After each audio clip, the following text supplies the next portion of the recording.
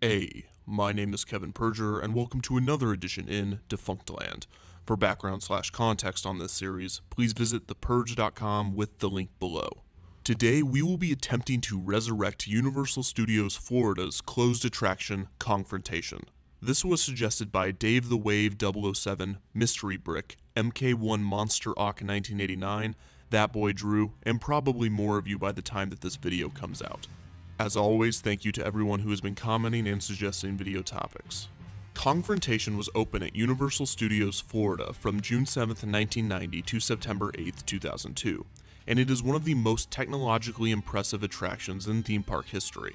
Its first iteration was actually not in Florida though, and if you have seen the Defunctland on Jaws the Ride, you might already know where it was first seen, the Universal Studios Backlot Tour. After the popularity of the 1976 remake of King Kong, fans begged Universal to add a Kong encounter to the tour, so Disney Imagineer Bob Gurr, famous for his work on designing most of Disneyland's original attractions, was hired to design the tram's Kong encounter. The ending result was impressive, with guests entering a soundstage designed to appear as a destroyed New York City, with television screens inside apartments turned on to live coverage of the destruction.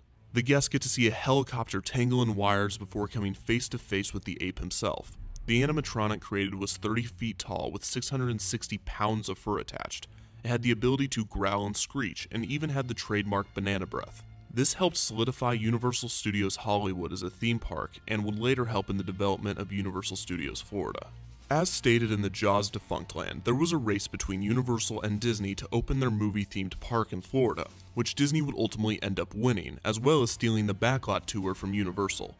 Universal's reimagined park would now include extended and independent tour encounters, including Jaws, Earthquake, and Kongfrontation. Two bigger and advanced Kong animatronics were created for the ride. Aerodynamics, the same company that had designed the Matterhorn bobsleds, designed the ride's unique train, which would be housed in a 62,000 square foot, 6-story building. The trains were designed after the Roosevelt Island tramway and were suspended from the ceiling of the ride. The ride opened with the park on June 7, 1990, but did it work as planned? You know full well that it didn't.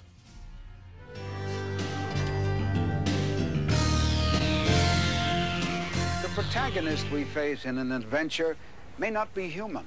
It may be an element of nature, or a huge and terrifying creature whose origins are a product of nature gone awry, a horrifying piece of prehistory clashing with modern normalcy.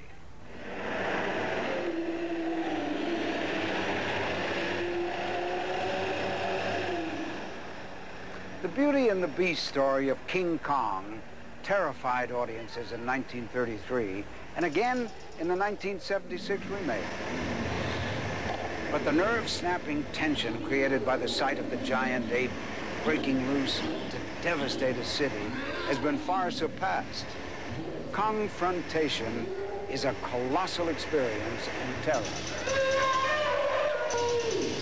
We are aboard the Roosevelt Island tramway in New York when suddenly we see the wake of his carnage. It is destruction on a catastrophic scale. Our tram will not stop, it can only go forward.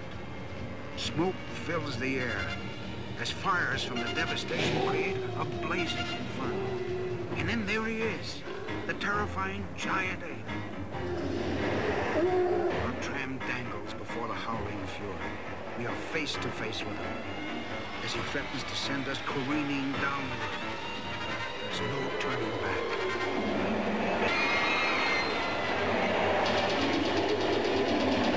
The animatronics were ginormous, and this would cause power surges and emergency stops frequently. The ride was still being tweaked and took another few months to perfect, but the ensuing result was quite impressive.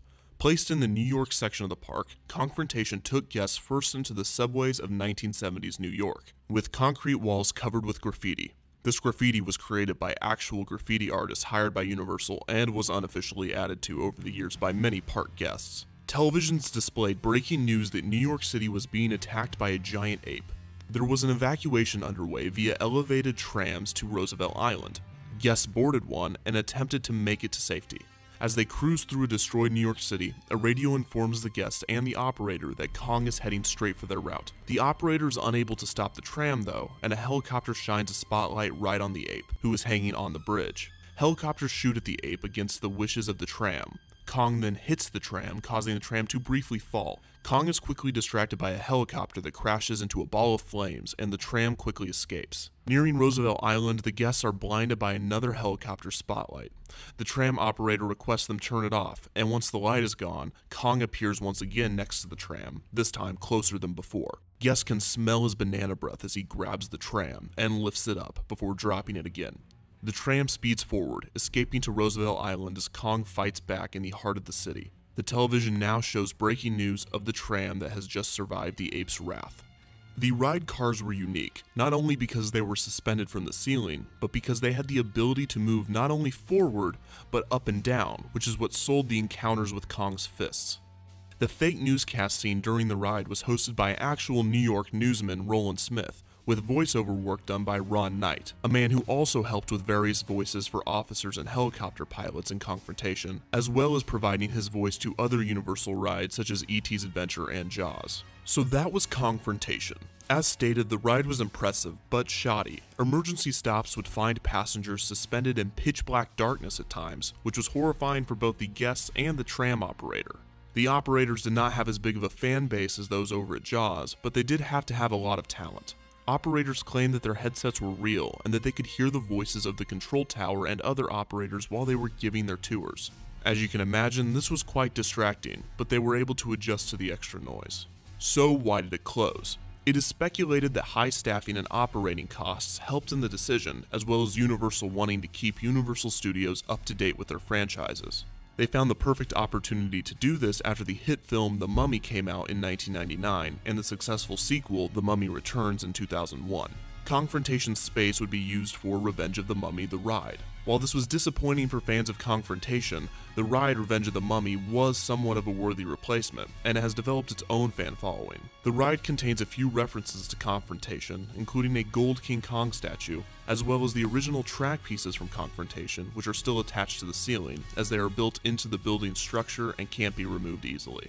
King Kong did live on after Kongfrontation. The tram stop remained at the Universal Studios Hollywood tour until it was destroyed by a backlot fire in 2008. Universal announced that they would not rebuild the section of the attraction shortly after. They would instead replace it with King Kong 360 3D, a completely digital 360-degree tunnel that the tram would stop in, and experience Skull Island in 3D. 6 years after this, and 13 years after the closure of Kongfrontation, Universal Studios Florida would open a standalone attraction based on the new tram stop entitled Skull Island: Reign of Kong. Guests would enter the terrifying home of Kong, scared by live actors in the queue, and board a trackless expedition vehicle equipped with an animatronic tour guide. The ride features 3D 360-degree projected screens, props, screens, animatronics, screens, and more screens.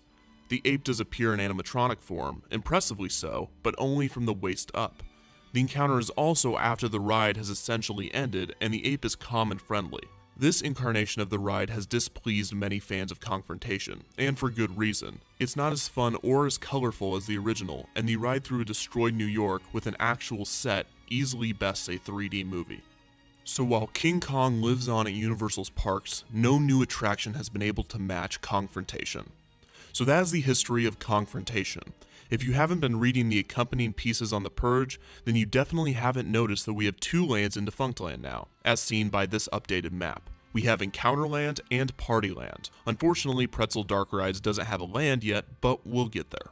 To learn more about where the remains of Kongfrontation are today, how I'm going to get them back, and where I will place them in Defunctland, please visit theperj.com with the link below. Otherwise, don't forget to comment, share, and subscribe. Thank you.